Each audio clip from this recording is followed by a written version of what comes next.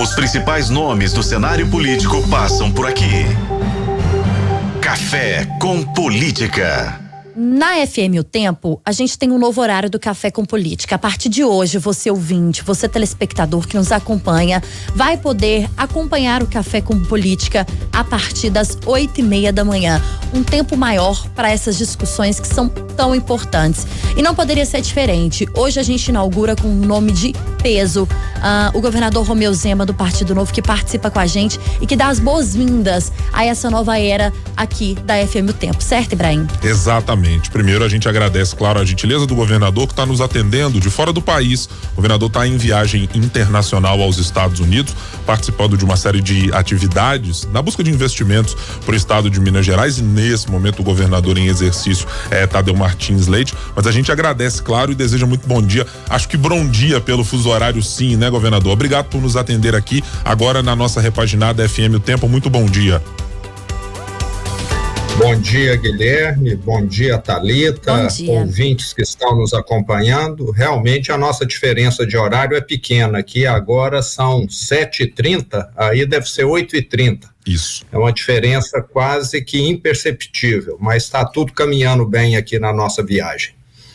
Que bom, governador. Obrigada mais uma vez por nos atender, né? Fazer questão de falar aqui com a FM O Tempo, nesse dia que é tão importante pra gente. O senhor que sempre participa do Café com Política aqui na antiga Rádio Super e continua no Café com Política agora de forma repaginada. Governador, vamos falar sobre essa viagem que o senhor faz, então, aí aos Estados Unidos. E ontem o senhor anunciou aí alguns investimentos. Eu queria que o senhor começasse falando sobre a importância dessa viagem, a importância dessa busca, né, de investimentos para o estado.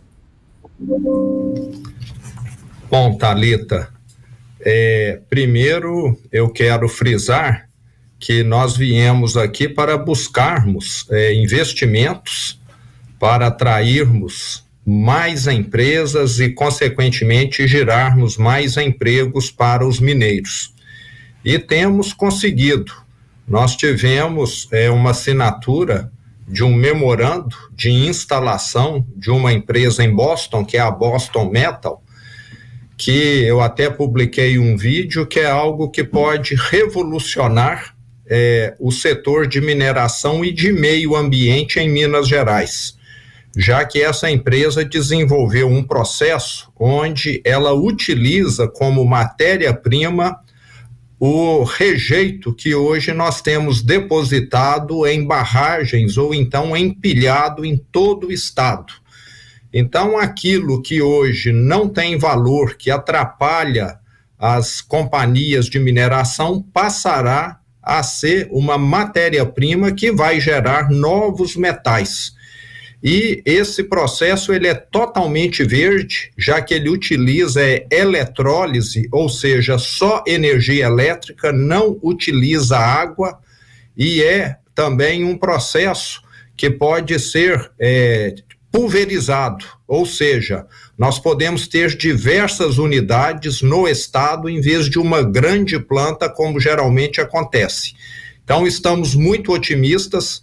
A primeira unidade já está definida, inclusive já está em construção no Campo das Vertentes, e em breve nós estaremos aí mostrando para o mundo que essa tecnologia pioneira já começa a funcionar em Minas Gerais. E a partir de hoje eu terei aqui uma série de encontros na parte da manhã, na parte da tarde, à noite. Quem me acompanha sabe que quando eu viajo, eu gosto de aproveitar muito tempo, então não é sempre que se está aqui. Então nós vamos ter aí agendas completas, vai dar tempo só de tomar um banho e dormir, o resto é estar aqui trabalhando. E com isso espero que nós tenhamos aqui uma semana muito produtiva, que já começou muito bem, como eu disse, e além de tudo nós estamos aqui também, Thalita, mostrando Minas Gerais para o mundo todo, para grandes empresas, que Minas hoje é um lugar que as pessoas, os investidores, podem fazer os seus empreendimentos, que nada vai ficar engavetado, que as coisas vão fluir bem. Então nós estamos com essa agenda aqui bastante cheia e que com toda certeza vai dar resultado. Governador, a gente tem visto o mundo afora uma corrida, seja do empresariado, seja de países que têm recursos disponíveis para financiamento dos chamados fundos verdes ou de iniciativas que tratam de novas energias e de uma economia verde, como assim tem sido chamado, uma espécie de filão para isso acontecer. Nessa sua viagem, e de alguma maneira mais ampliadamente, o governo de Minas busca mirar investidores que sejam desse perfil, ou o senhor está fazendo viagens como essa para encontrar dinheiro de qualquer lugar, digamos assim, para investimento em qualquer campo para Minas Gerais? O nosso foco tem sido atrair empresas de tecnologia que atuam principalmente, Guilherme, nessa área de energia verde. Tanto é que daqui 1 hora eu estarei reunido com o pessoal da BYD, escreve BYD, que é uma empresa de energia limpa que já tem mais de 60 fábricas no mundo. Produzem automóveis, ônibus elétricos, e nós vamos estar trabalhando para que esse pessoal, que já tem uma presença hoje no Brasil muito tímida, venha ampliar, principalmente em Minas Gerais. Hoje, qualquer cidade grande, como a região metropolitana de Belo Horizonte, se passar a utilizar ônibus elétricos, que é uma tendência no mundo todo, você já melhora sensivelmente a qualidade do ar, reduzem muito a emissão de gás carbônico. Então, essa é uma das agendas que eu tenho daqui a pouco. Além disso, nós vamos estar mostrando para o mundo o Lithium Valley, ou Vale do Lítio, que é o nosso Vale do Jequitinhonha, que tem uma das maiores reservas deste mineral no mundo, onde diversas empresas que produzem o lítio já estão instaladas, vão se instalar, criando empregos e também oportunidades de negócio para milhares de pessoas de uma região que hoje nós sabemos precisa dessas oportunidades, já que é uma das menos desenvolvidas do estado de Minas. E nós convenhamos aqui, o lítio é o metal estratégico para essa transição energética, já que para se armazenar energia elétrica, você depende muito desse metal. Sem considerar ainda outros que nós temos, o próprio nióbio, que é produzido em Araxá hoje, também já compõe os metais que são utilizados para que a bateria tenha uma carga mais rápida, uma recarga. Ele já se provou que é extremamente viável e ajuda nessa questão e faz com que a vida útil da bateria também seja prolongada. Então é muita coisa acontecendo e Minas não vai ficar de fora. Minas vai participar ativamente dessa transição da energia que emite gás carbônico, que causa o efeito estufa, para a energia limpa.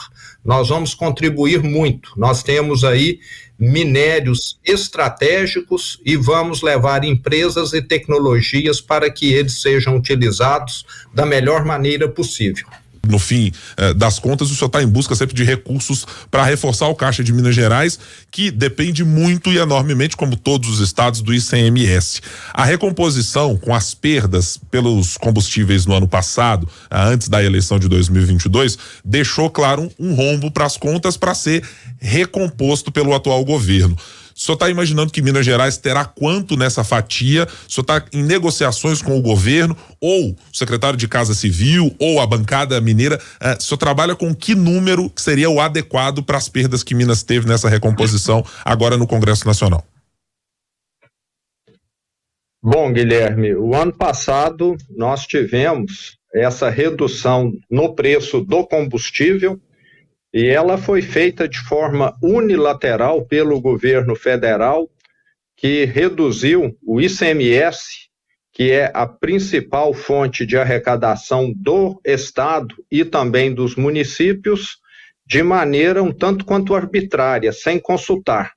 E tivemos perdas expressivas, a perda anualizada desses tributos, tanto para o estado quanto para os municípios, é coisa da ordem de 9 bilhões de reais, um valor que faz muita falta com o qual nós não podemos ficar sem.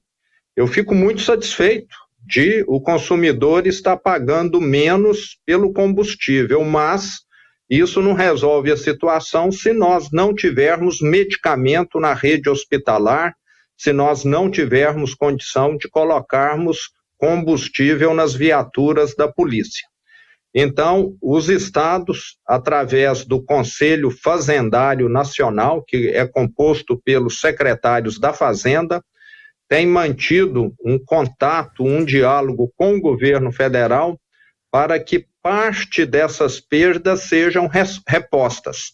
Vale salientar que perda nós teremos, todos os estados e municípios, mas queremos amenizar. A última rodada de negociações apontava que o governo federal iria pagar algo como 15 bilhões de um total aí de aproximadamente 25, ou seja, alguma coisa como 60%. Mas não estamos satisfeitos. Queremos, é lógico, contribuir, mas também não podemos estar fazendo algo que extrapola a nossa condição. Mas agora nós já estamos tendo um caminho rumo à normalização, porque tanto óleo diesel quanto a gasolina passarão a ter uma tributação uniforme em todo o Brasil. Antes nós tínhamos diferenças de preços muito acentuadas. Às vezes alguém que saía de Minas e ia para São Paulo ficava indignado.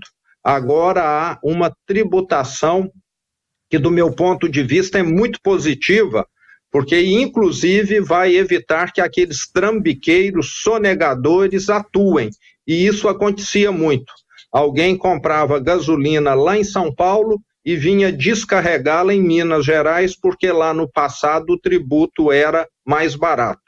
Então, é algo positivo e que vai fazer com que aqueles que atuam de maneira séria, que são a grande maioria, não venham a ter aí essas perdas que tinham no passado.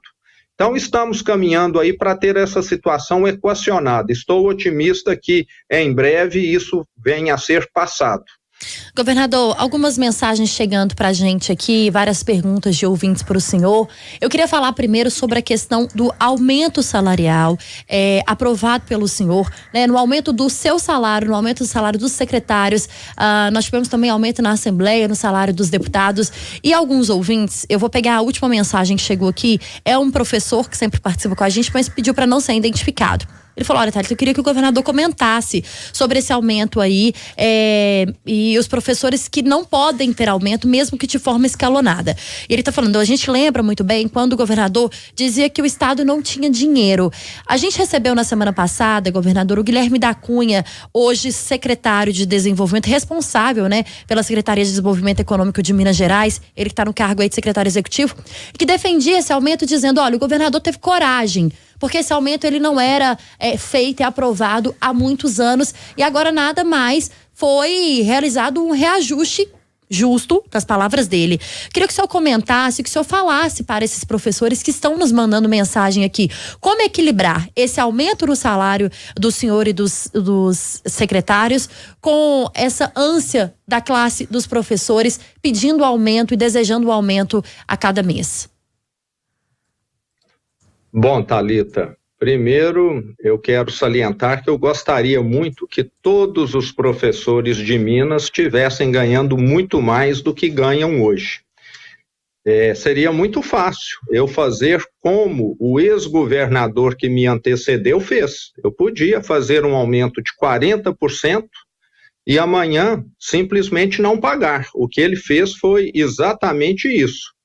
Eu já disse que eu sou um governador responsável, que eu só farei aquilo que o fluxo de caixa permitir.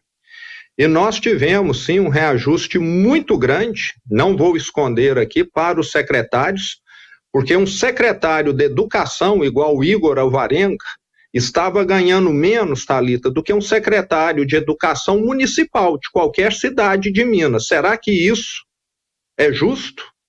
Será que isso vai atrair bons secretários aqui para Minas ou vai fazer com que nós percamos bons secretários, igual aconteceu no meu primeiro governo? Porque inicialmente, Thalita, eu consegui montar um time quase que de voluntários. Eu trouxe diversos secretários no meu primeiro governo que vieram na situação quase que de trabalhar ganhando uma fração do que eles ganhariam em outro lugar. Pessoas que vieram por uma questão de patriotismo, por uma questão de querer fazer a diferença em Minas. Eu sou muito grato, porque trabalharam aqui ganhando 5, 10% do que eles poderiam estar ganhando na iniciativa privada. Só que essa situação é temporária. Ou eu corrigia isso, ou então eu ia perder quase que todo o meu secretariado. E eu quero salientar que um secretário de Minas, hoje o governador de Minas, estão ganhando o que a média Brasil paga.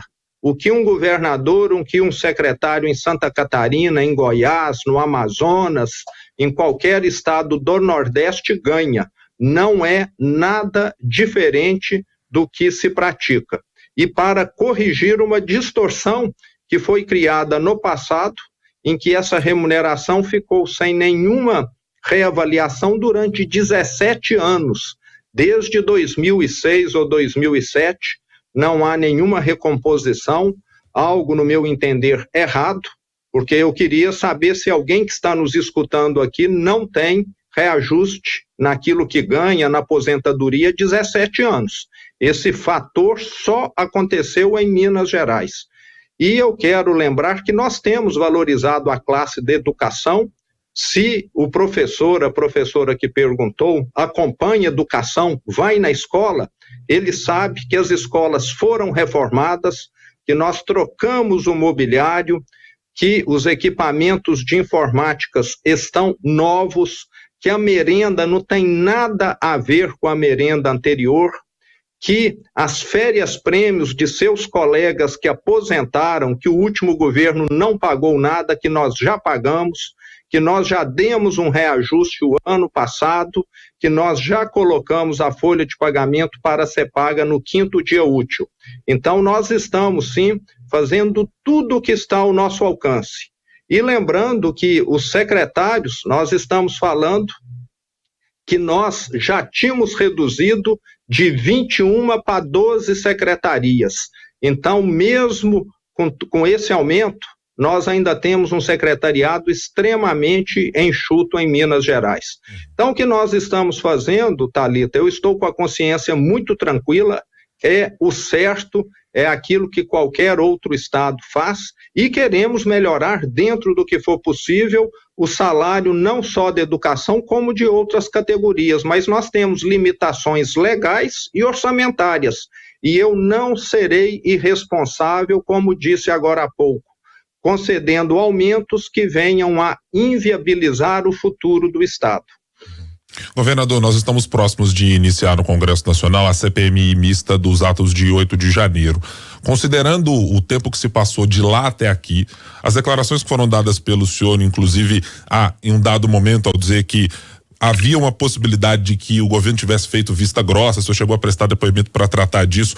Olhando para todos esses meses que se passaram, o senhor tem a mesma percepção que tinha quando fez essa declaração sobre, hipoteticamente, o governo ter feito vista grossa, ou o senhor mudou de opinião?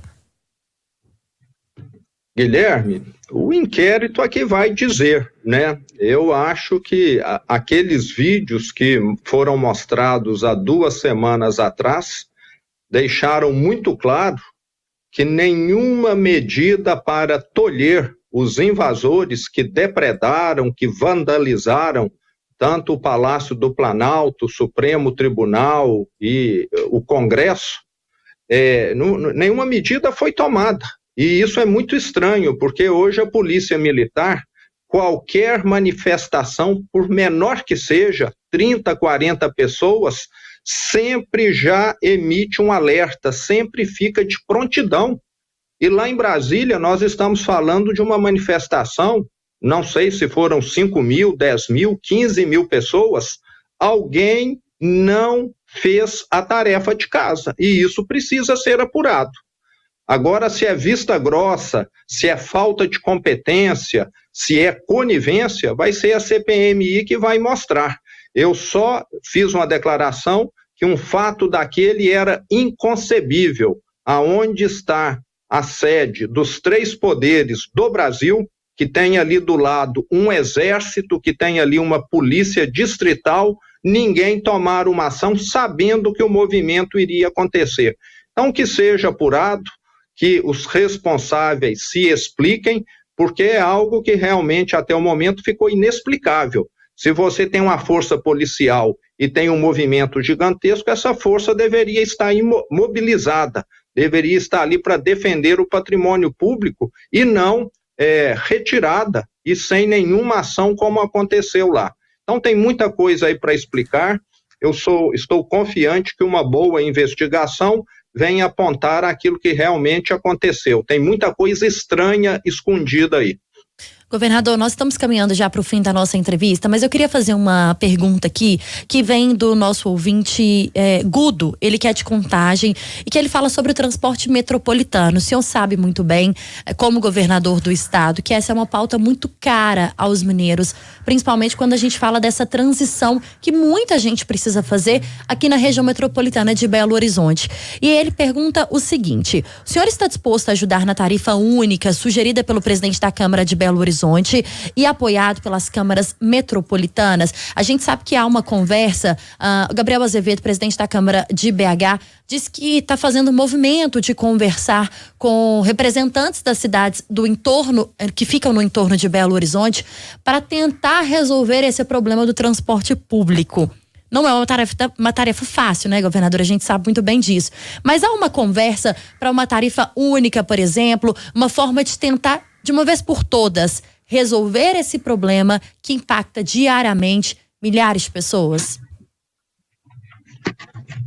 Thalita, nós temos o maior interesse de que os moradores da região metropolitana de Belo Horizonte venham a ter um transporte coletivo melhor do que o atual.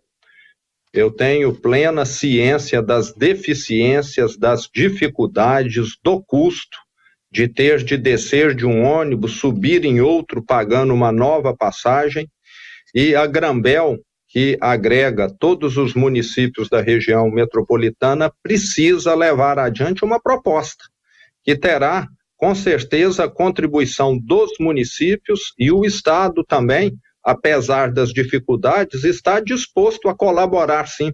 Nós precisamos dar mais dignidade, um serviço melhor para quem utiliza o transporte público metropolitano. E agora, com a nova gestão municipal, que já completou aí 1 ano em Belo Horizonte, o prefeito Fuad, com quem há um diálogo mais assertivo, com certeza essa proposta deverá caminhar, e eu fico muito satisfeito de essa preocupação do presidente da Câmara, o vereador Gabriel Azevedo, está levando esse benefício para a população. Quero que ele conte com o governo do estado. Como eu disse, nós temos limitações orçamentárias, somos ainda um estado quebrado, mas queremos contribuir com aquilo que tiver ao nosso alcance para que haja essa melhoria no serviço prestado à população da região metropolitana, que sofre muito hoje. Nós estamos conversando diretamente dos Estados Unidos com o governador de Minas Gerais, Romeu Zema. No Café com Política. Hora do bate-pronto. A rádio muda, governador, mas o bate-pronto não, viu? São perguntas objetivas, com respostas objetivas. O senhor conhece muito bem esse quadro. Para a gente começar, o que Romeu Zema pretende entregar ao final do 2º mandato? Um estado estruturado, e o meu sonho, Thalita, é um emprego para todo mineiro e excelentes estradas. Estamos a caminho. As diferenças entre a oposição a Romeu Zema no 1º mandato e a oposição a Romeu Zema neste mandato?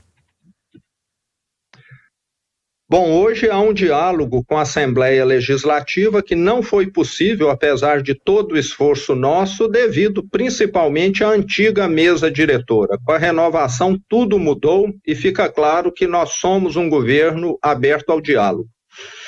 O governo Lula até aqui. Um governo preocupado com revanchismo, olhando para o passado e não para o futuro. Jair Bolsonaro é o líder da oposição ao governo Lula? Essa oposição está muito diluída hoje. Eu acho que ela precisa se estruturar. Diretamente dos Estados Unidos, prestigiando essa nova fase aqui da rádio, agora a FM O Tempo, governador Romeu Zema do Partido Novo conversando com a gente. Governador, muito obrigada pela disponibilidade de sempre, o espaço está sempre aberto aqui para o senhor, é sempre muito bom conversar com o senhor aqui. Bom dia a todos, foi um prazer estar aí com vocês, Thalita, Guilherme, quem nos acompanhou. Uma ótima semana, tudo de bom. Para o senhor também, ótima viagem, com ótimos negócios para Minas Gerais, assim que a gente espera.